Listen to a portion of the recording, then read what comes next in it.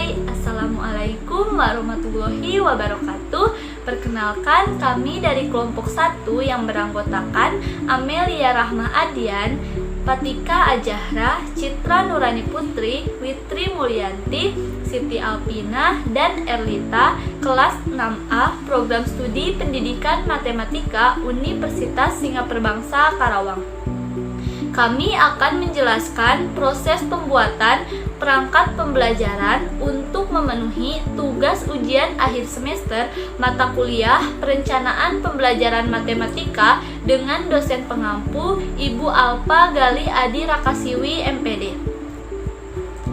Nah, poin-poin yang akan kami bahas ada 6 poin. Yang pertama, proses pembuatan pekan efektif. Yang kedua, proses pembuatan program tahunan. Yang ketiga, proses pembuatan program semester. Yang keempat, proses pembuatan silabus. Yang kelima, proses pembuatan rancangan perencanaan pembelajaran atau RPP. Dan yang terakhir, proses pembuatan lembar kerja peserta didik atau LKPD. Nah, sekarang kita langsung saja ke pembahasan yang pertama, yaitu proses pembuatan pekan efektif. Sebelumnya, ada yang tahu apa itu pekan efektif? Jadi, pekan efektif adalah jumlah minggu yang bisa digunakan untuk melakukan proses pembelajaran secara efektif dalam satu semester sesuai dengan kalender pendidikan. Nah, sekarang manfaat penyusunan rincian pekan efektif. Yang pertama, sebagai pedoman untuk distribusi alokasi waktu pada penyusunan program tahunan dan program semester. Yang kedua, untuk menentukan hari-hari tidak efektif selama satu pekan. Yang ketiga, untuk mempermudah guru menyusun standar kompetensi dasar dan pembuatan RPP. Yang terakhir, sebagai acuan waktu dalam penyampaian materi pembelajaran di kelas.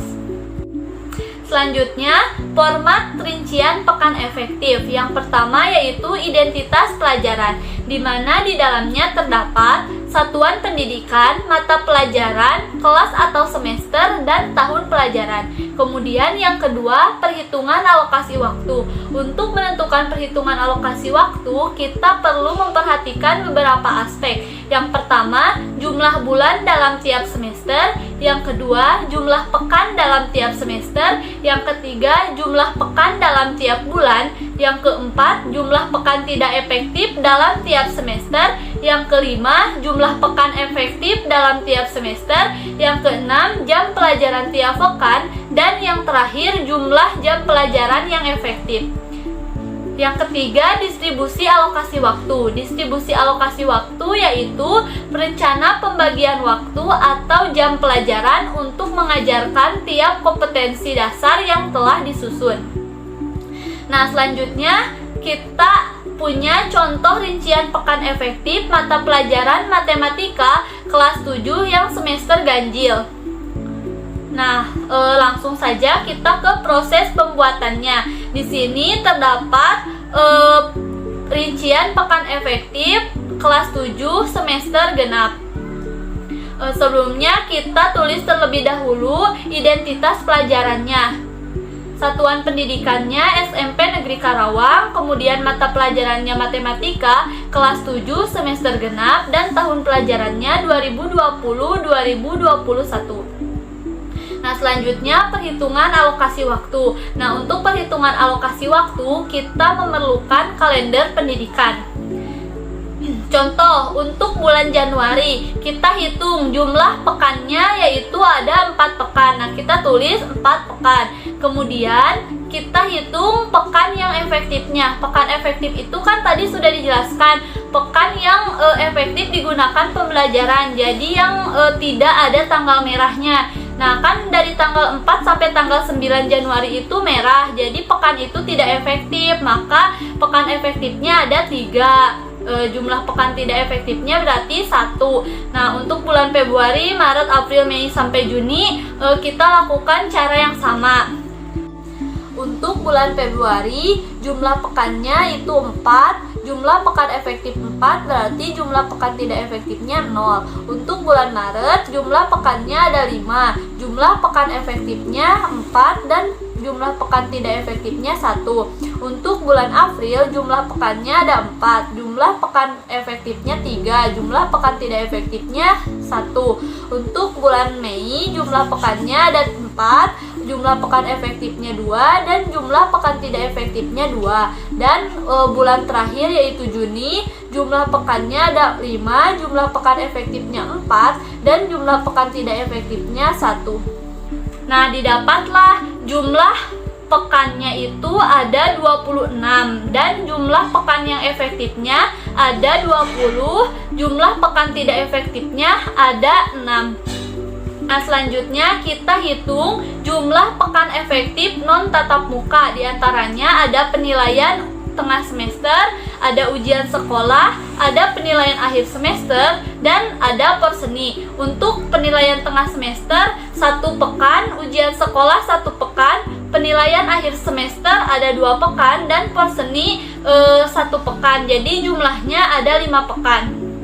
Nah, sekarang kita hitung jumlah pekan efektif tatap muka, yaitu rumusnya jumlah pekan efektif 1 semester dikurangi jumlah pekan efektif non tatap muka. Nah, tadi kan sudah diketahui jumlah pekan efektif 1 semester itu 20, jumlah pekan efektif non tatap mukanya 5, jadi 15 pekan. Kemudian sekarang hitung jumlah jam efektif tatap muka. Rumusnya itu jumlah pekan efektif tatap muka dikali jam pelajaran per minggu. Jam pelajaran per minggunya itu adalah 5 jam pelajaran. Jadi 15 dikali 5 sama dengan 75 jam pelajaran. Selanjutnya distribusi alokasi waktu. Nah, untuk distribusi alokasi waktu akan dijelaskan lebih lanjut di dalam proses pembuatan program tahunan. Nah, cukup sekian yang bisa saya sampaikan. Selanjutnya akan dijelaskan oleh teman saya. Terima kasih.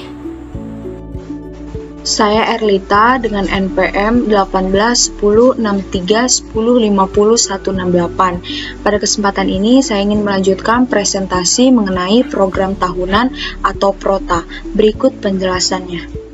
Nah, selanjutnya di sini adalah pengertian dari program tahunan atau PROTA. Jadi PROTA itu merupakan rencana penetapan alokasi waktu selama 1 tahun untuk mencapai suatu tujuan. Nah, tujuannya ini ada pada standar kompetensi dan juga kompetensi dasar yang telah ditetapkan oleh pemerintah. Nah, penetapan alokasi waktu diperlukan agar seluruh kompetensi dasar yang ada dalam kurikulum itu seluruhnya dapat dicapai oleh siswa. Atau dengan kata lain, PROTA itu merupakan program umum setiap kelas yang dikembangkan oleh guru. Ada hal yang harus kita pahami bahwa pembuatan dari program tahunan ini dilakukan dan dikembangkan oleh guru itu sebelum tahun ajaran dimulai, karena program tahunan ini dijadikan sebagai pedoman dalam pembuatan program selanjutnya seperti program semester, program mingguan, program harian, silabus, bahkan dalam menentukan sistem penilaian. Nah, selanjutnya di sini apa sih tujuan dari pembuatan dari program tahunan atau PROTA? Yang pertama itu adalah untuk menata materi secara logis, sistematis, dan juga hierarkis.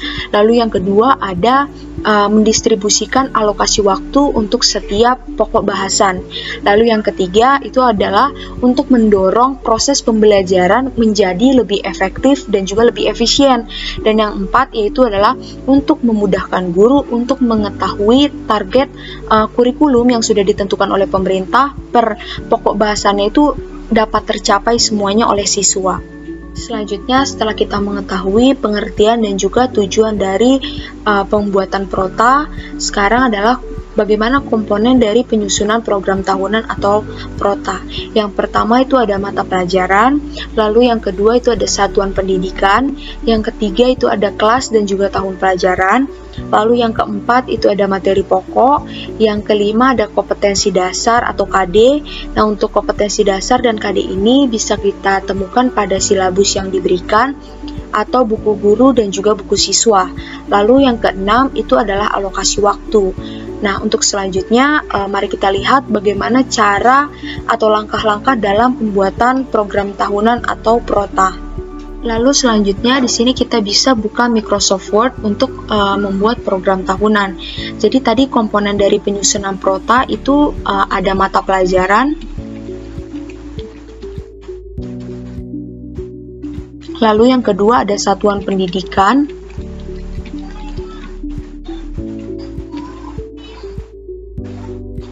lalu selanjutnya ada kelas dan juga tahun pelajaran. Nah, untuk mata pelajarannya bisa kita langsung tuliskan matematika. Lalu satuan pendidikannya adalah SMPN Karawang kelas 7 dan tahun pelajaran 2020-2021. Lalu selanjutnya di sebelah kiri ini merupakan silabus yang sudah diberikan. Nah, untuk semester 1 sendiri itu pada materi pertama itu adalah materi bilangan bulat. Jadi kita tinggal langsung tuliskan bilangan bulat. Nah, pada bilangan bulat ini bisa kita lihat itu terdapat tiga kompetensi dasar pada KD pengetahuan dan 3 kompetensi dasar keterampilan. Jadi kita tinggal tuliskan pada bagian kolom kompetensi dasar 3.1. Di sini terlihat saya sudah menuliskan KD pada bilangan bulat. Selanjutnya pada bilangan bulat itu KD-nya sudah semua ditulis. Lalu selanjutnya materi himpunan. Nah, untuk himpunan ini juga bisa kita lihat pada silabus yang sudah diberikan dan kita tinggal mengketikkan tiap-tiap kompetensi dasarnya. Nah, di sini saya sudah selesai menuliskan KD pengetahuan dan juga KD keterampilan pada materi-materi di semester 1, yaitu terdapat materi bilangan bulat, lalu yang kedua ada materi himpunan, lalu ada bentuk aljabar dan persamaan dan pertidaksamaan linear satu variabel. Nah, untuk semester 2-nya pun dilakukan seperti tadi. Jadi kita lihat KD pengetahuan dan keterampilannya itu pada silabus yang sudah diberikan. Nah, di sini dapat dilihat saya sudah mengketikkan komponen penyusun dari program tahunan, yaitu tadi ada mata pelajaran, satuan pendidikan, kelas, tahun pelajaran, lalu ada materi pokok, kompetensi dasar, dan juga alokasi waktu. Nah, untuk materi pokok ini dan juga kompetensi dasar, saya sudah mengketikkan materi-materi dan juga KD pada semester 1 dan juga semester 2. Nah, untuk alokasi waktunya itu tadi sudah dijelaskan sebelumnya. Untuk semester 1 sendiri itu ada 85 jam pelajaran dan untuk semester 2 itu ada 75 jam pelajaran. Nah, selanjutnya di sini kita akan mengisi alokasi waktunya. Nah, untuk alokasi waktunya ini cara mengisinya itu berdasarkan tingkat kesulitan dari materi tersebut. Misalkan untuk bilangan bulat pada KD 3.1 menurut saya ini merupakan materi yang tidak begitu sulit jika dipelajari oleh siswa. Jadi menurut saya untuk 7 mata pelajaran itu akan cukup untuk mempelajarinya. Namun untuk KD 3.2 di sini bisa menjelaskan dan melakukan operasi hitung bilangan bulat dan pecahan dengan memanfaatkan berbagai sifat operasi. Nah, menurut saya ini merupakan materi yang agak sulit jika diberikan kepada siswa. Jadi di sini alokasi waktunya saya berikan 12 jam pelajaran. Begitupun selanjutnya untuk KD-KD selanjutnya. Nah, untuk KD keterampilan seperti 4.1, 4.2, 4.3, 4.4, nah ini waktu yang dibutuhkan itu hanya 3 jam pelajaran.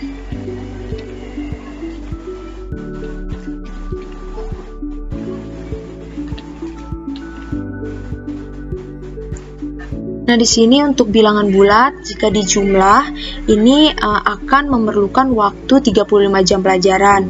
Untuk himpunan itu memerlukan waktu 15 jam pelajaran. Untuk aljabar itu memerlukan waktu 20 JP dan persamaan dan pertidaksamaan itu 20 JP. Nah, ini jika dijumlah yaitu totalnya adalah 85 jam pelajaran. Begitu halnya juga untuk semester 2. Jadi alokasi waktunya ini ditentukan berdasarkan tingkat kesulitan dari materi tersebut.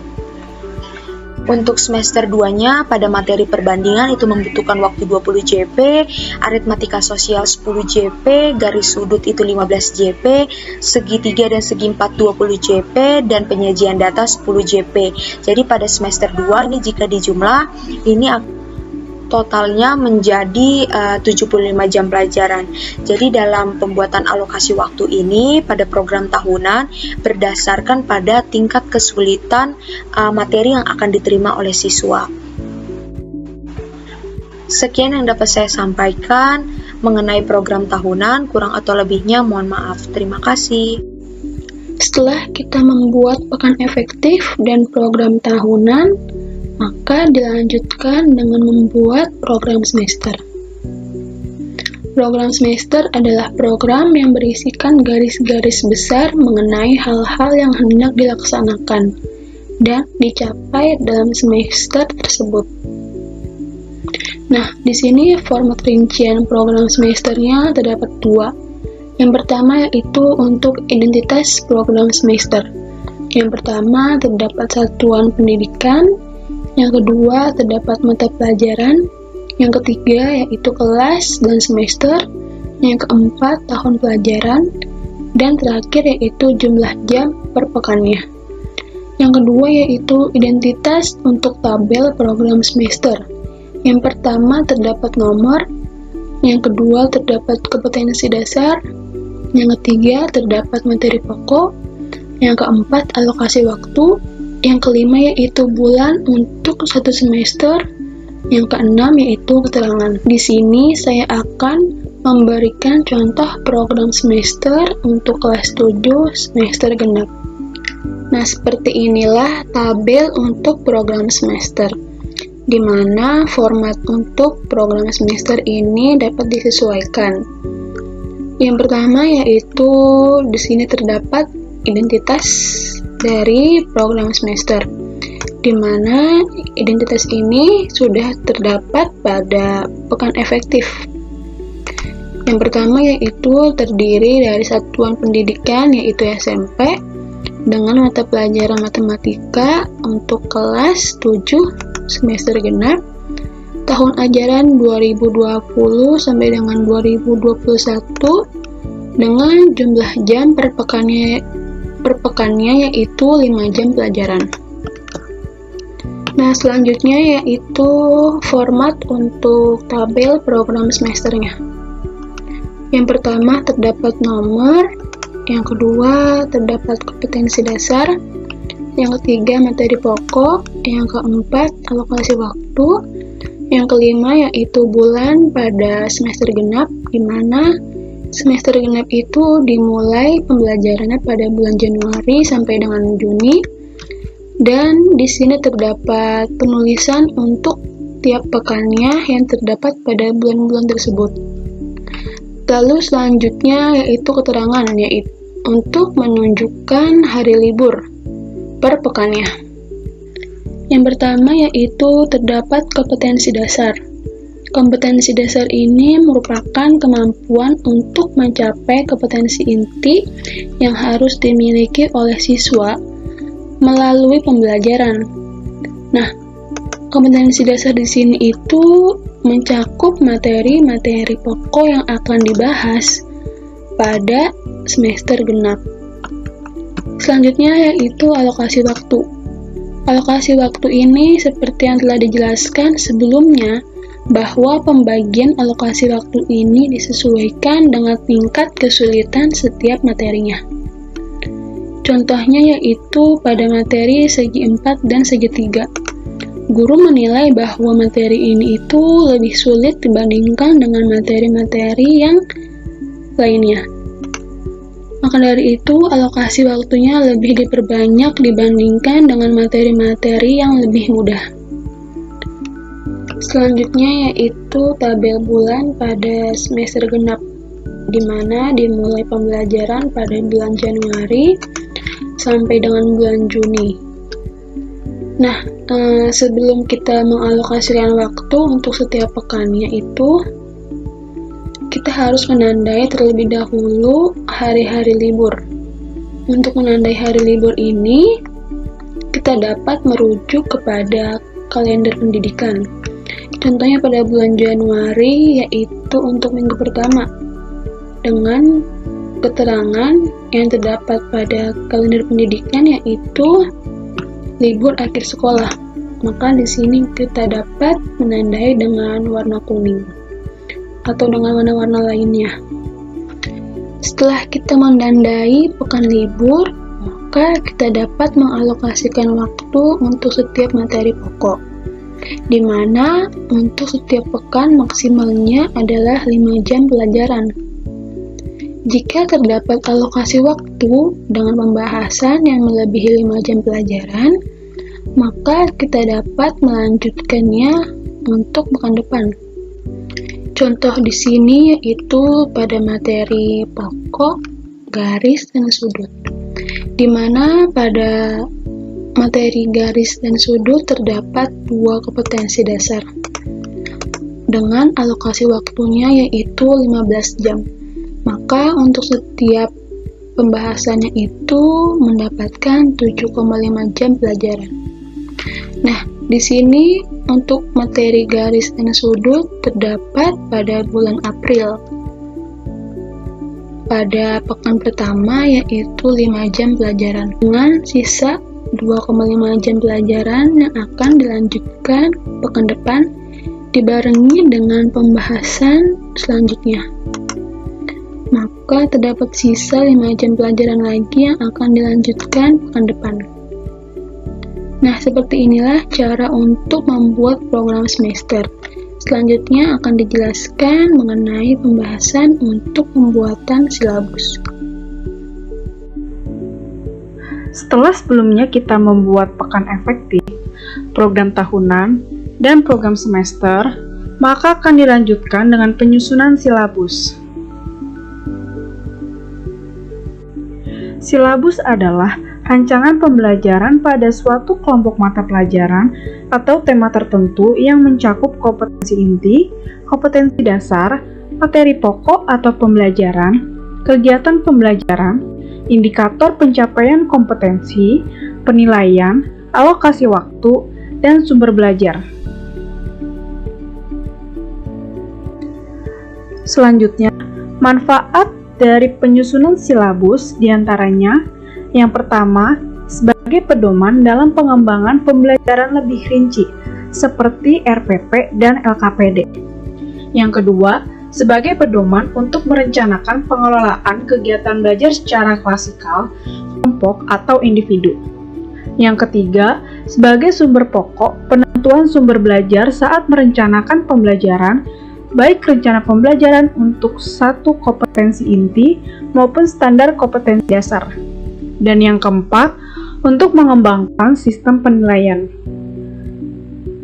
Dasar-dasar dalam penyusunan silabus diantaranya yang pertama, Permendikbud nomor 21 tahun 2016 tentang standar isi pendidikan dasar dan menengah. Yang kedua, Permendikbud nomor 22 tahun 2016 tentang standar proses pendidikan dasar dan menengah.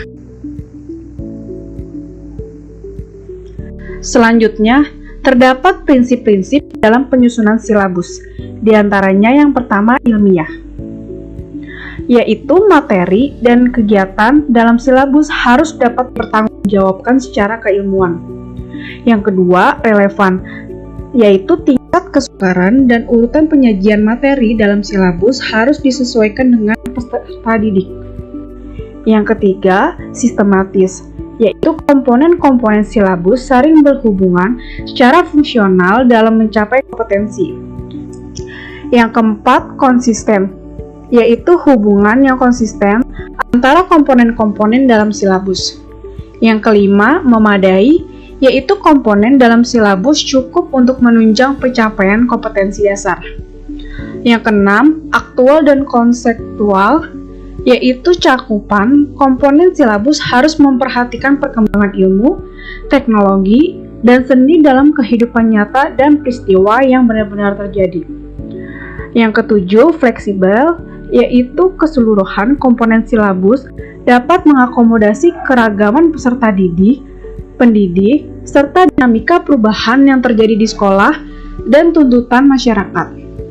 Dan yang kedelapan, menyeluruh, yaitu komponen silabus mencakup keseluruhan ranah kompetensi, yaitu kognitif, afektif, dan psikomotorik. Dalam penyusunan silabus sendiri terdapat komponen-komponen yang diatur dalam Permendikbud nomor 22 tahun 2016. Di antaranya yang pertama, terdapat identitas mata pelajaran. Yang kedua, identitas sekolah meliputi nama satuan pendidikan dan kelas. Yang ketiga, kompetensi inti merupakan gambaran secara kategorial mengenai kompetensi dalam sikap, pengetahuan, dan keterampilan yang harus dipelajari peserta didik untuk suatu jenjang sekolah, kelas, dan mata pelajaran. Yang keempat, kompetensi dasar merupakan kemampuan spesifik yang mencakup sikap, pengetahuan, dan keterampilan yang terkait muatan atau mata pelajaran. Yang kelima, materi pokok memuat fakta, konsep, prinsip, dan prosedur yang relevan, dan ditulis dalam bentuk butir-butir sesuai dengan rumusan indikator pencapaian kompetensi atau IPK. Yang keenam, pembelajaran, yaitu kegiatan yang dilakukan oleh pendidik dan peserta didik untuk mencapai kompetensi yang diharapkan. Ketujuh, penilaian merupakan proses pengumpulan dan pengolahan informasi untuk menentukan pencapaian hasil belajar peserta didik. Yang kedelapan, alokasi waktu sesuai dengan jumlah jam pelajaran dalam struktur kurikulum untuk satu semester atau 1 tahun. Dan yang terakhir yaitu sumber belajar, dapat berupa buku, media cetak dan elektronik, alam sekitar, atau sumber belajar yang relevan. Setelah kita mengetahui apa saja komponen-komponen yang terdapat dalam silabus, selanjutnya kita langsung menyusun silabus dalam Word. Inilah salah satu perangkat silabus yang sudah saya susun sebelumnya, terdiri dari sepasangka D3.3 dan 4.3. Di sini saya mengambil contoh materi persamaan dan tidak persamaan linear satu variabel. Langkah-langkah dalam penyusunan isinya terdiri dari yang pertama, yaitu identitas mata pelajaran. Di sini kita mengambil contoh mata pelajaran matematika. Selanjutnya, kita akan menentukan satuan pendidikan, kelas, dan semester. Di sini kita mengambil SMP Negeri Karawang pada kelas 7 semester 1. Selanjutnya, pada langkah ketiga, kita akan mengisi kompetensi inti. Kompetensi inti atau KI ini sendiri bisa kita lihat dari Permendikbud nomor 35 tahun 2018 atau terdapat juga pada buku guru matematika kelas 7. Di mana pada kompetensi inti ini sendiri terdiri dari 4 komponen. Selanjutnya pada langkah keempat yaitu pengisian kompetensi dasar, sama seperti sebelumnya pada pengisian kompetensi inti atau KI, kita juga dapat melihat KD pada Permendikbud atau pada buku guru.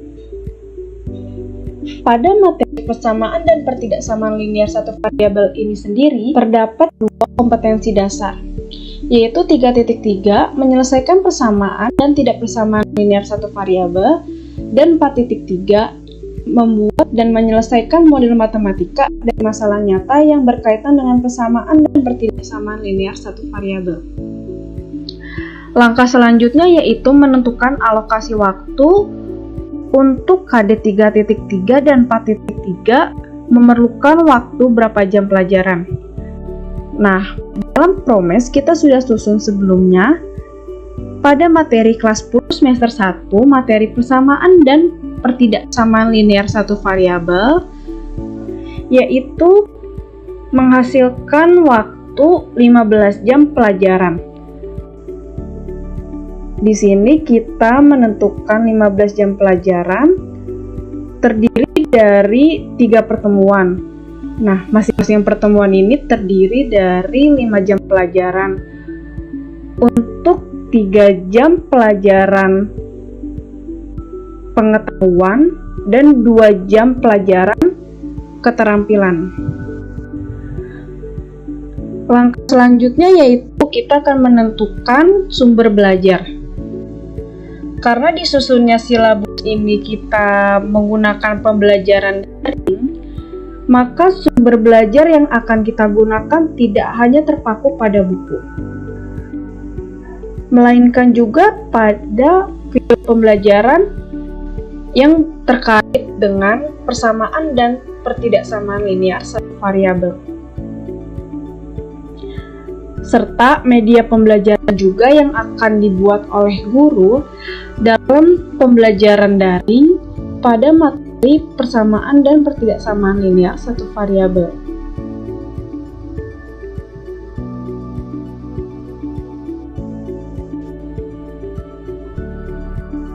Selanjutnya, untuk menyusun materi pokok, dapat kita lihat dari buku guru pada KD 3.3 dan 4.3. Biasanya, dalam buku guru itu terdapat kegiatan A dan B.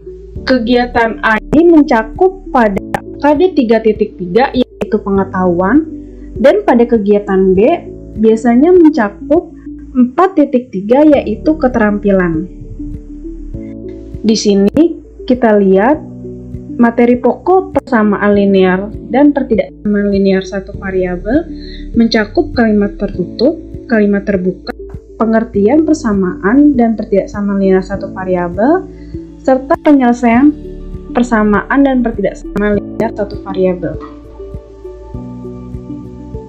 Kemudian, pada bagian pengembangan kegiatan pembelajaran, di sini kita menggunakan konsep 5M, yaitu mengamati, menanya, mengeksplorasi, mengasosiasi, dan mengkomunikasikan. Nah, sebelum kita memasuki penyusunan ini, kita akan mempelajari terlebih dahulu apa dari komponen 5M tersebut. Pengembangan pembelajaran pada silabus kurikulum 2013 menggunakan pendekatan saintifik. Pendekatan ini terdiri dari 5M. Di antaranya, yang pertama mengamati. Mengamati dapat dilakukan antara lain melalui kegiatan mencari informasi, melihat, mendengar, membaca, dan menyimak. Yang kedua yaitu menanya. Menanya dapat dilakukan melalui kegiatan diskusi, kerja kelompok, atau diskusi kelas. Selanjutnya, yang ketiga, mencoba. Mencoba ini sendiri dapat dilakukan melalui membaca, mengamati aktivitas, kejadian, atau objek tertentu, memperoleh informasi, mengolah data, dan menyajikan hasil dalam bentuk tulisan atau gambar. Yang keempat, mengasosiasi. Mengasosiasi dapat dilakukan melalui kegiatan menganalisis data, mengelompokkan, membuat kategori, menyimpulkan, dan memprediksi atau mengestimasi. Dan yang kelima yaitu mengkomunikasikan. Mengkomunikasikan ini sendiri dapat dilakukan dengan presentasi, membuat laporan, dites dalam pengujian, atau unjuk kerja. Setelah kita mengetahui apa saja dari masing-masing kegiatan yang dapat dilakukan pada 5M ini, selanjutnya kita akan mengaplikasikan pada materi persamaan dan pertidaksamaan linear. Kegiatan pertama yaitu mengamati. Di sini siswa akan mengamati gambar, foto, atau video secara langsung atau peristiwa yang benar-benar terjadi berkaitan dengan materi persamaan dan pertidaksamaan linear satu variabel. Yang kedua, mencermati pengubah kalimat menjadi suatu persamaan. Selanjutnya, mencermati bagaimana memanfaatkan penggunaan garis bilangan sebagai alat bantu dalam menyelesaikan persoalan pertidaksamaan linear satu variabel. Kegiatan selanjutnya yaitu menanya. Guru akan mengarahkan siswa bertanya sebagai kejadian perubahan pada materi persamaan dan pertidaksamaan linear satu variabel. Siswa termotivasi untuk menanyakan bagaimana hubungan antar kalimat terbuka dan tertutup tentang cara membuat model matematika menjadi persamaan dan pertidaksamaan linear satu variabel, menanyakan tentang hubungan sifat-sifat ketidaksamaan dengan pertidaksamaan linear satu variabel, dan tentang perbedaan persamaan dan pertidaksamaan linear satu variabel. Kegiatan selanjutnya mengeksplorasi. Siswa akan menggali informasi mengenai bagaimana mengidentifikasi variabel. Di sini siswa akan menentukan keselesaian persamaan linear, koefisien variabel 1 atau tidak sama dengan 1, penerapan persamaan atau pertidaksamaan linear satu variabel dalam kehidupan sehari-hari, menentukan penyelesaian suatu pertidaksamaan linear satu variabel serta simbol-simbol yang akan digunakan di dalamnya, dan menggali informasi mengenai cara pembuatan model matematika dalam situasi nyata. Kegiatan selanjutnya yaitu mengasosiasi atau menalar. Di sini siswa akan menganalisis permasalahan sehari-hari berkaitan dengan materi persamaan atau pertidaksamaan linear satu variabel. Siswa juga akan menganalisis kalimat terbuka dan tertutup. Siswa juga akan menganalisis kalimat terbuka dengan mengubah pernyataan dalam bentuk suatu variabel, menganalisis keterkaitan antar persamaan atau pertidaksamaan linear satu variabel non satu variabel yang dapat diselesaikan dengan mengubahnya ke bentuk linear, menganalisis keterkaitan sifat-sifat ketidaksamaan, menyimpulkan dan menguji kebenaran persamaan atau pertidaksamaan linear satu variabel berdasarkan contoh-contoh yang telah dipelajari.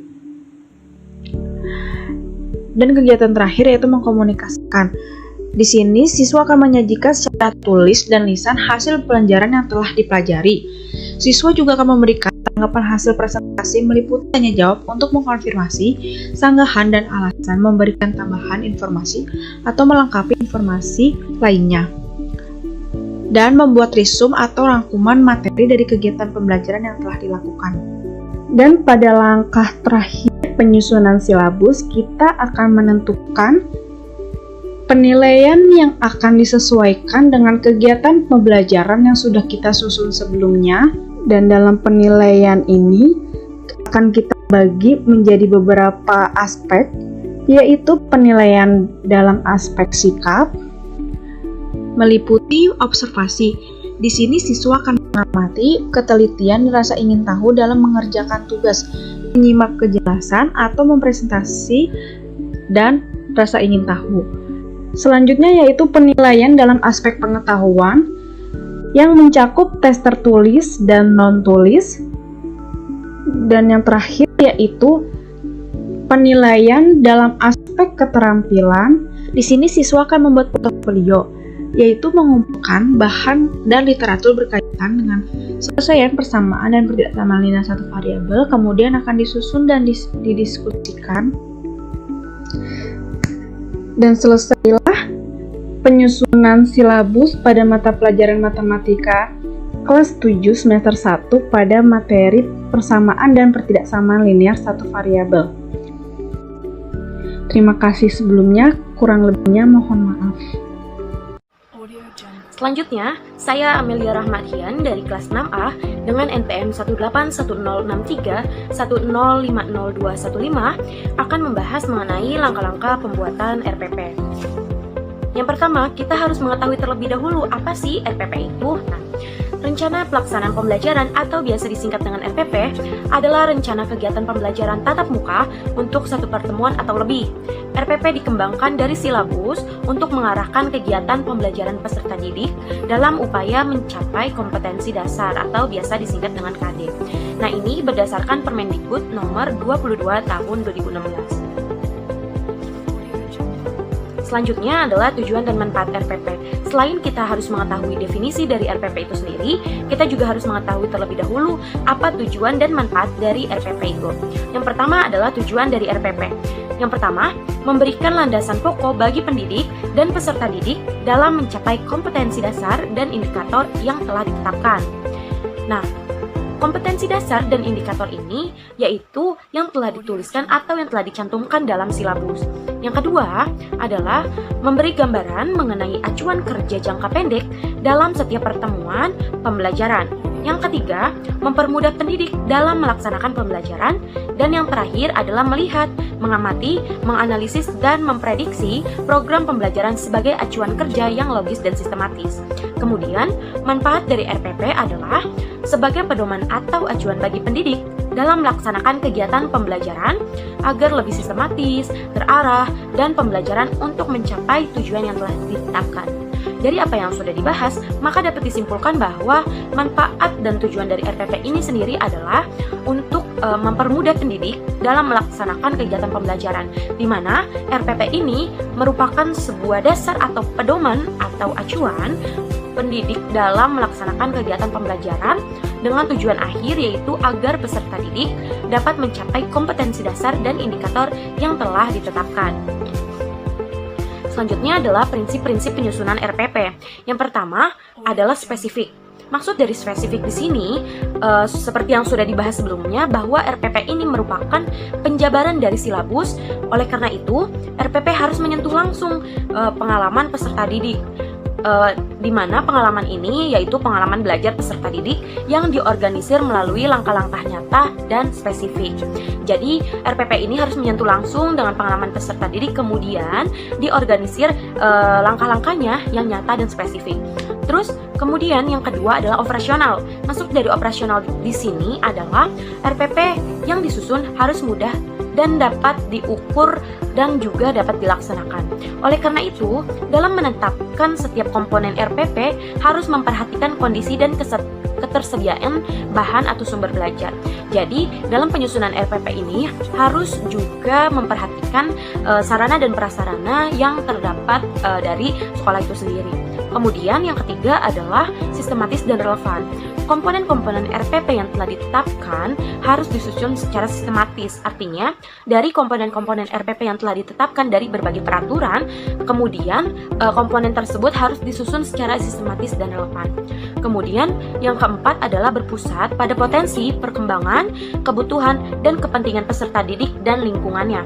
Artinya bahwa peserta didik memiliki potensi sentral untuk mengembangkan kompetensinya, baik kompetensi spiritual, kompetensi sosial, kompetensi pengetahuan, dan kompetensi keterampilan, yang nantinya hal-hal tersebut akan diaplikasikan dalam lingkungan masyarakat. Kemudian yang terakhir adalah jangka pendek. Maksud dari jangka pendek di sini adalah RPP digunakan hanya untuk satu pertemuan saja atau maksimal 3 kali pertemuan. Selanjutnya adalah berdasarkan Surat Edaran Permendikbud Nomor 14 Tahun 2019 tentang penyederhanaan RPP, dikatakan bahwa terdapat 3 komponen inti di mana komponen lainnya bersifat lengkap dan dapat dipilih secara mandiri. Nah, jadi ada 3 komponen inti dalam penyusunan RPP di mana komponen-komponen lainnya merupakan komponen pelengkap. Nah, 3 komponen ini terdiri dari yang pertama tujuan belajar, yang kedua kegiatan pembelajaran, yang ketiga adalah penilaian. Selanjutnya adalah komponen-komponen RPP. Nah, komponen-komponen RPP di sini berdasarkan prinsip RPP atau prinsip penyusunan RPP, dari komponen-komponen yang sudah ditetapkan harus disusun secara sistematis dan relevan. Nah, berdasarkan Permendikbud Nomor 22 Tahun 2016 mengenai standar proses menyebutkan bahwa kompetensi dari RPP adalah sebagai berikut. Yang pertama adalah identitas atau nama satuan pendidikan, nah, identitas sekolah.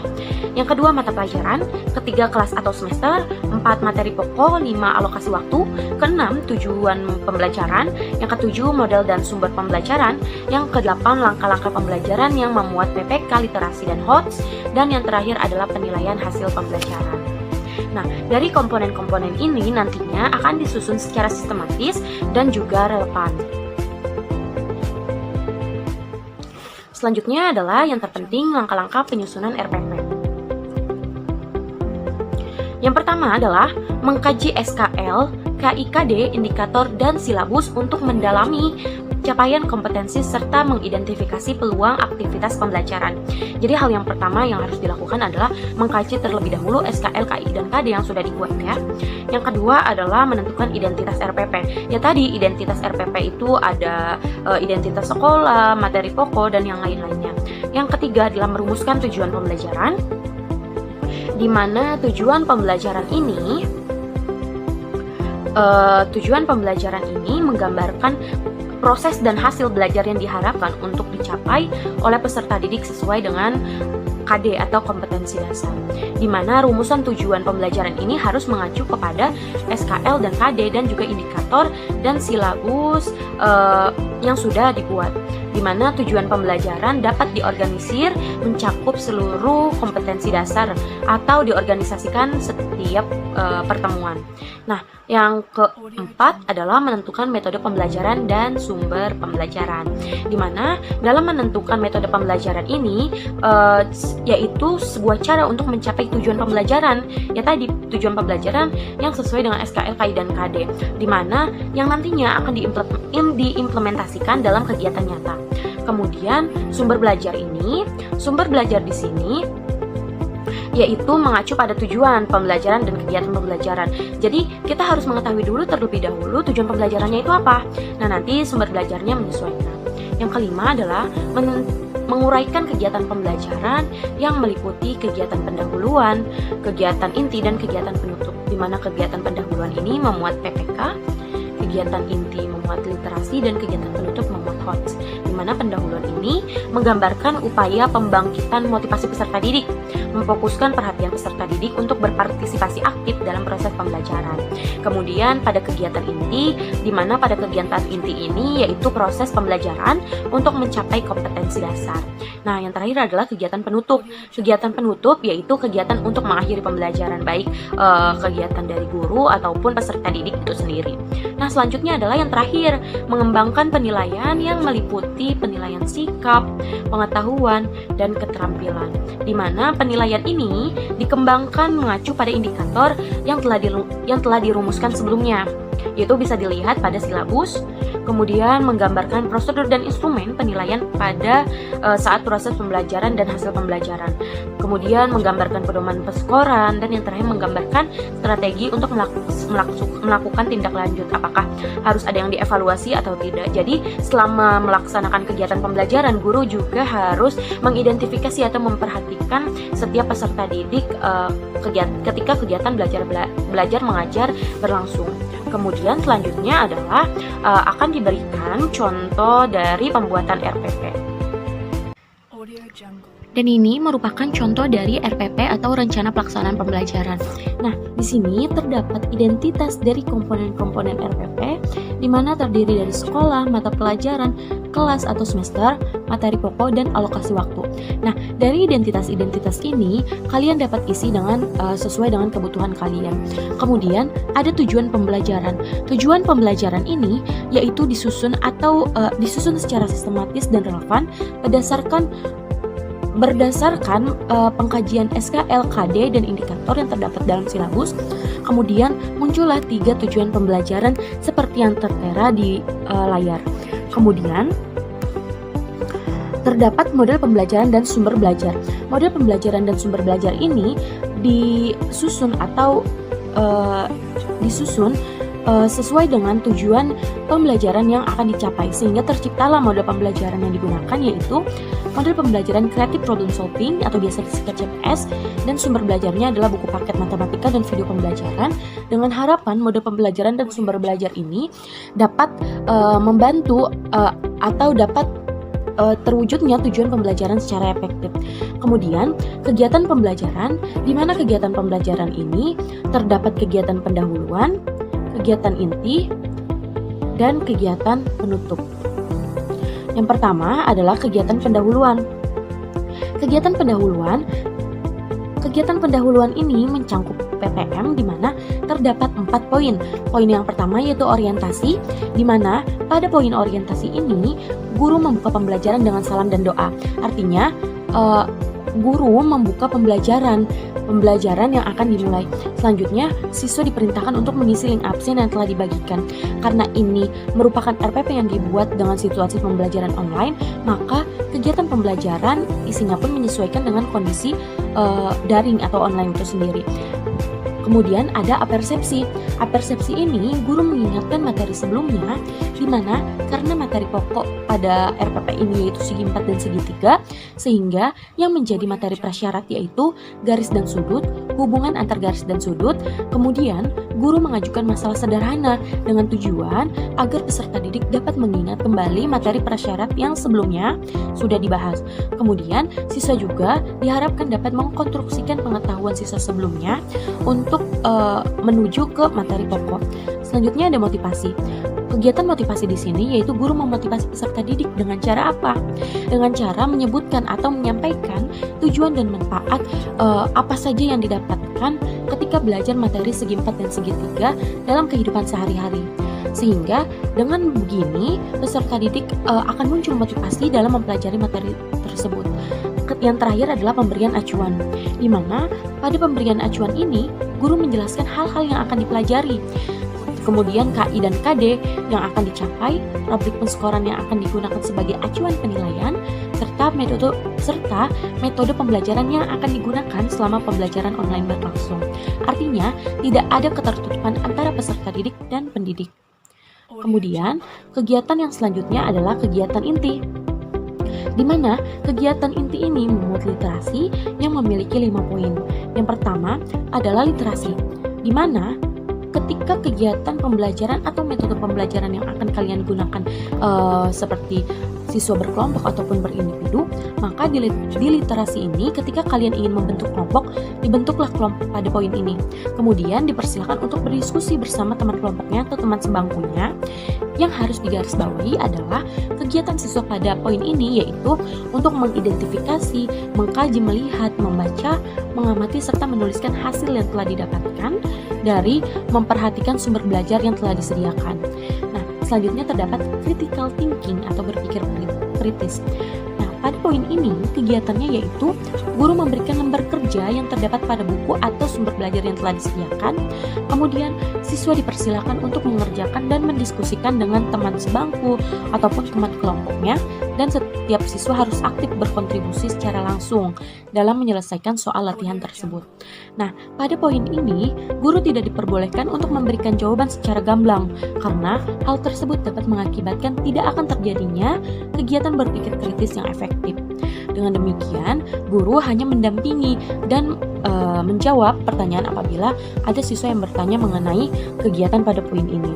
Nah, ketika critical thinking sudah tercapai dengan efektif, di mana setiap siswa harus berkontribusi secara langsung, maka timbullah kolaborasi, yaitu kolaborasi antara siswa dengan siswa lainnya, di mana mereka saling bekerja sama dan bertukar pikiran dalam menjawab pertanyaan yang guru ajukan mengenai materi yang sedang dibahas.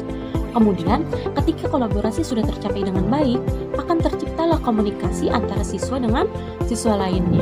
Nah, dari komunikasi ini, dari diskusi yang telah dilakukan oleh antar peserta didik, maka guru mempersilahkan untuk peserta didik mempresentasikan hasil diskusinya mengenai tugas yang guru berikan. Kemudian peserta lain menanggapi presentasi yang disampaikan dan ditanggapi kembali oleh presentator, sehingga adanya kegiatan timbal balik antara peserta didik dan peserta didik lainnya atau audiens dengan presentator. Adanya hubungan dua arah, seperti itu, komunikasi dua arah. Nah, yang terakhir adalah creativity, di mana pada poin ini kegiatannya yaitu guru dan siswa membuat kesimpulan perihal poin-poin penting dari materi yang sudah dipelajari. Tentu saja ketika kita membuat suatu kesimpulan, ketika kita menelaah ulang, mengkaji ulang, melihat ulang, maka pasti ada beberapa hal yang terlewat atau ada beberapa hal yang tidak terlalu dipahami. Nah, maka pada poin ini peserta didik dipersilakan untuk menanyakan apa saja yang belum dipahami dan tentu saja berhubungan dengan materi yang sedang dibahas. Kegiatan yang selanjutnya yaitu kegiatan penutup. Pada kegiatan penutup ini ada dua kegiatan, di mana kegiatan yang dilakukan siswa dan kegiatan yang dilakukan guru. Di mana kegiatan siswa yaitu membuat kesimpulan mengenai hal-hal penting selama mengikuti pembelajaran, Dan tentu saja pada kegiatan siswa ini siswa sudah memahami dengan sepenuhnya, karena ketika siswa belum memahami dengan sepenuhnya akan ditanyakan pada poin creativity. Nah, selanjutnya kegiatan guru yaitu memandu siswa dalam membuat kesimpulan, artinya guru sebagai fasilitator ya. Kemudian memberikan apresiasi kepada siswa yang sudah mengikuti kegiatan belajar mengajar sehingga selesai, serta memberitahu materi selanjutnya yang akan dibahas. Nah, memberi apresiasi kepada peserta didik itu merupakan hal yang penting agar timbulnya minat belajar peserta didik dan motivasi belajar peserta didik yang akan terus meningkat. Karena timbul rasa happy atau senang dalam hati peserta didik. Nah, komponen dalam penyusunan RPP yang terakhir adalah penilaian, di mana penilaian ini dihasilkan dari hasil mengobservasi selama kegiatan pembelajaran mengajar berlangsung. Di mana penilaian ini terdapat 3 aspek. Aspek yang pertama penilaian sikap, aspek yang kedua penilaian pengetahuan, dan aspek yang ketiga adalah penilaian keterampilan. Di mana penilaian sikap ini di sini berdasarkan aspek absensi, pengamatan selama pembelajaran daring berlangsung. Kemudian penilaian pengamatan itu dilihat dari LKPD atau LKS, tes lisan, serta tanya jawab ketika presentasi. Dan yang terakhir adalah penilaian keterampilan dilihat dari presentasi dan portofolio.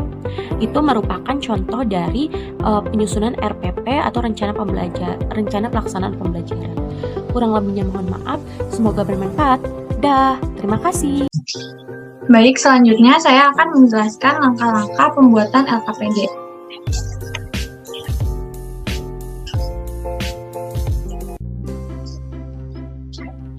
Lembar kerja peserta didik atau LKPD dapat berupa panduan untuk latihan, pengembangan aspek kognitif, maupun panduan untuk pengembangan semua aspek pembelajaran dalam bentuk panduan eksperimen. LKPD memuat sekumpulan kegiatan mendasar yang harus dilakukan oleh peserta didik untuk memaksimalkan pemahaman dalam upaya pembentukan kemampuan dasar sesuai indikator pencapaian hasil belajar yang harus ditempuh, menurut Rianto tahun 2013. Nah, untuk menyusun perangkat pembelajaran berupa LKPD ini sendiri, menurut Depdiknas itu paling tidak LKPD itu harus memuat yang pertama judul, yang kedua kompetensi dasar yang akan dicapai, yang ketiga waktu penyelesaian, keempat itu peralatan atau bahan yang perlu diperlukan untuk menyelesaikan tugas, kelima itu informasi singkat, enam itu langkah kerja, ketujuh tugas yang harus dilakukan, dan yang kedelapan laporan yang harus dikerjakan. Jadi ada 8 komponen yang wajib ada di dalam LKPD itu sendiri. Langkah-langkah persiapan LKPD dijelaskan juga dalam Depdiknas. Yang pertama itu ada analisis kurikulum. Analisis ini dilakukan dengan memperhatikan materi pokok, pengalaman belajar peserta didik, dan kompetensi belajar peserta didik. Yang kedua, menyusun peta kebutuhan LKPD. Peta kebutuhan LKPD berguna untuk mengetahui jumlah kebutuhan LKPD dan urutan LKPD yang akan dibuat. Yang selanjutnya, menentukan judul-judul LKPD. Judul LKPD harus sesuai dengan KD, materi pokok, dan pengalaman belajar siswa. Yang selanjutnya itu, yang terakhir, penulisan LKPD. Nah, penulisan LKPD itu langkah-langkahnya yang pertama, perumusan KD yang harus dikuasai, 2, menentukan alat penilaian, 3, penyusunan materi dari berbagai sumber, 4, memperhatikan struktur LKPD yang meliputi yang sudah dijelaskan di slide sebelumnya, yaitu 8 komponen yang harus ada di dalam LKPD. Hal-hal yang harus diperhatikan dalam pembuatan LKPD itu ada dari segi penyajian materi dan segi penampilan. Untuk dari segi penyajian materi, yang pertama, judul lembar kerja harus sesuai dengan materinya. Yang kedua, materi harus sesuai dengan perkembangan peserta didik. Seperti bagaimana yang tadi sudah dijelaskan sebelumnya, dilakukan analisis kurikulum. Yang selanjutnya, materi disajikan secara sistematis dan logis. Yang keempat, materi disajikan secara sederhana dan jelas. Yang kelima, menunjang keterlibatan dan kemauan peserta didik untuk ikut aktif. Yang selanjutnya dari segi tampilan. Pertama, penyajian sederhana, jelas, dan mudah dipahami. Karena LKPD ini harus membuat siswa tertarik untuk mengerjakannya, sehingga dibuat jelas, sederhana, dan mudah dipahami oleh siswa. Yang kedua, gambar dan grafik sesuai dengan konsepnya. Yang ketiga, tata letak gambar, tabel pertanyaan harus tepat. Yang keempat, judul, keterangan, instruksi, pertanyaan harus jelas. Dan yang terakhir, mengembangkan minat dan mengajak peserta didik untuk berpikir. Selanjutnya, saya akan menjelaskan tutorial pembuatan LKPD. Ya, yang pertama, seperti yang sudah dicantumkan dalam PowerPoint tadi yang sudah saya jelaskan, harus ada judul. Nah, di sini judulnya saya letakkan di sebelah kanan, bentuk aljabar SMP kelas 7 semester 1. Yang selanjutnya, kompetensi dasar. Kompetensi dasarnya di sini yang pertama 3.5 menjelaskan bentuk aljabar dan melakukan operasi pada bentuk aljabar atau penjumlahan, pengurangan, perkalian, dan pembagian. Yang 4.5 menyelesaikan masalah yang berkaitan dengan bentuk aljabar dan operasi pada bentuk aljabar. Yang selanjutnya dimuat di sini tujuan pembelajaran. Tujuan pembelajaran ini sudah sesuai kurikulum, maka dari itu tadi ada langkah-langkah yang persiapan itu untuk analisa kurikulum. Yang pertama di sini tujuan pembelajarannya mengenal bentuk aljabar dari masalah kontekstual. Yang kedua menjelaskan pengertian variabel, koefisien, konstanta, suku, dan suku jenis. Yang ketiga mengamati penjumlahan dan pengurangan bentuk aljabar yang disajikan dalam bentuk tabel. Yang keempat mengamati perkalian dan pembagian bentuk aljabar yang disajikan dalam bentuk tabel, menerapkan operasi hitung pada bentuk aljabar untuk menyelesaikan soal. Nah, selanjutnya di sini juga dituliskan untuk terdapat peralatan atau bahan yang diperlukan. Nah, di sini alat dan bahan yang diperlukan: pulpen, tip X, kertas untuk kotretan menghitung, lalu buku mata pelajaran matematika sebagai sumber. Lalu di sini juga pada poin 3 dijelaskan harus terdapat waktu penyelesaian. Nah, waktu penyelesaian di sini juga ada 2 kali 40 menit. Lalu harus ada langkah kerja, petunjuk pengisian. Yang pertama, buatlah kelompok yang terdiri dari 4 orang. Kedua, isi identitas kelompok pada kolom yang sudah disediakan. Tadi di sini di atas sudah ada kolom kelompok dan nama-nama anggota kelompok. Yang selanjutnya yaitu ketiga, siapkan sumber belajar yang berkaitan dengan materi bentuk aljabar. Seperti yang sudah dijelaskan di alat dan bahan, harus ada buku mata pelajaran matematika. Yang keempat, isi lembar kerja, diskusikan dengan teman kelompok, dan jika ada kesulitan silakan bertanya pada guru. Seperti yang ada di sini. Selanjutnya poin 7, tugas yang harus dilakukan. Nah, tugas-tugas yang harus dilakukan ada di sini. Baik, yang selanjutnya kita masuk ke komponen yang ketujuh, yaitu tugas yang harus dilakukan. Nah, di sini saya telah mencantumkan tugas-tugas dalam LKPD yang sudah saya buat mengenai bentuk aljabar. Pada kegiatan 1, tugasnya mengenal bentuk aljabar. Di sini siswa diberikan gambar sebuah buku dengan bentuk aljabar 1, keterangan 1 buku. Lalu diberikan gambar 1 kotak buku dengan bentuk aljabarnya X. Nah, di sini dibentuk pemahaman siswa untuk bentuk aljabar itu sendiri terlebih dahulu. Nah, selanjutnya 1 kotak buku dengan 2 buku di bentuk aljabarnya dituliskan X plus 2. Dan untuk soal nomor 4 dan 5 itu siswa diminta untuk menjawabnya dengan melihat contoh yang sudah ada di 3 nomor pertama. Lalu setelah itu dari hasil pengamatan mengenali bentuk aljabar di atas, siswa diminta untuk menuliskan hasil pengamatan yang dipahami, seperti yang di sini laporan yang harus dikerjakan. Dan selanjutnya kegiatan 2, pengertian variabel, koefisien, konstanta, suku, dan suku sejenis. Nah, di sini diberi sebuah bentuk aljabar 2x plus 4 dan ditunjukkan mana yang koefisien, mana yang variabel, dan mana yang disebut konstanta. Dari ilustrasi tersebut, siswa diminta untuk mengungkapkan pendapatnya apa yang dimaksud dengan koefisien, variabel, dan konstanta. Yang selanjutnya, setelah siswa diberi pemahaman tentang apa itu koefisien, variabel, dan konstanta, lalu siswa diperkenalkan untuk suku, mengenal suku. Nah, di sini diberikan juga contohnya 2x plus 4, 2x itu 1 suku, dan 4 itu 1 suku yang berbeda lagi. Nah, kelompokkan suku-suku sejenis. Di sini diberikan 3 soal siswa untuk mengelompokkan suku-suku sejenis. Nah, setelah siswa berhasil menjawab dan mengenali pemahaman tentang suku-suku sejenis, di bawahnya diberikan pertanyaan, jadi apa yang dimaksud dengan suku dan suku sejenis untuk menilai pemahaman siswa. Selanjutnya kegiatan yang ketiga, penjumlahan dan pengurangan aljabar. Ini diberikan tabel untuk menyusun konsep penjumlahan dan pengurangan aljabar. Dengan contoh-contoh pada soal nomor 1, 2, dan 3, pada soal nomor 1 dan 2, diharapkan siswa bisa mengerjakan soal-soal yang selanjutnya. Lalu, seperti soal-soal yang sebelumnya, di akhir soal diberikan kolom untuk siswa berpendapat tentang bagaimana pemahaman yang mereka dapatkan terkait kegiatan 3 ini. Nah, selanjutnya kegiatan 4 ada perkalian aljabar. Di sini juga diberikan tabel untuk menyusun konsep pemahaman tentang perkalian aljabar. Pada soal nomor 1, 2, dan 3 di sini diberikan contoh terlebih dahulu, dan untuk soal-soal selanjutnya siswa diminta untuk mengerjakannya sendiri, dan terakhir diberikan kolom untuk menulis kesimpulannya. Lalu di sini ada pembagian aljabar. Di sini siswa juga diberi pemahaman konsep untuk mengerjakan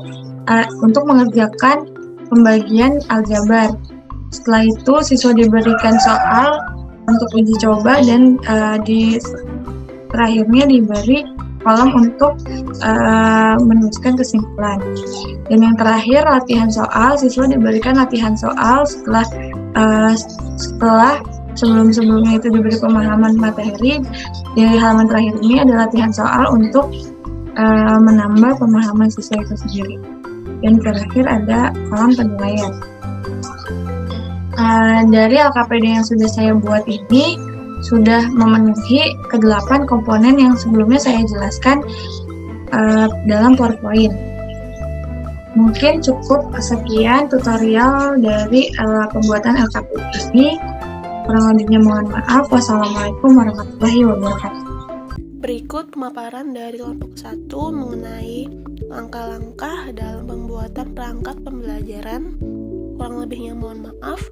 Wassalamualaikum warahmatullahi wabarakatuh.